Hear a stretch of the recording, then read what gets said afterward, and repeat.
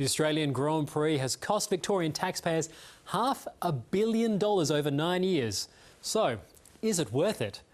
Taxpayers have pumped $525 million into the event since 2015. That year, in 2015, the government of the day gave the Grand Prix $61 million. That figure was pretty consistent every year until COVID hit.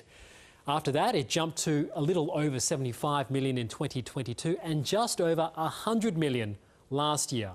So what do we get for all that cash? For one thing, we get a very well-attended event. Last year, a record-breaking 444,000 spectators came to the race. Interestingly, 72,000 were from interstate and just over 8,000 were international visitors. For the $100 million the Victorian government gave F1 last year, the economic return was $268 million for the state, according to consultancy firm Ernst & Young.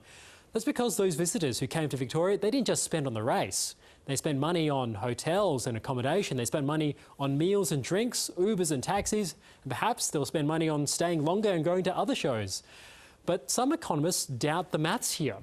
They argue while Ernst & Young measured what was spent on, say, food and accommodation, it didn't count the cost of providing that service. Ernst & Young says it uses the same method used to calculate how other events are run in Australia, and it stands by the data.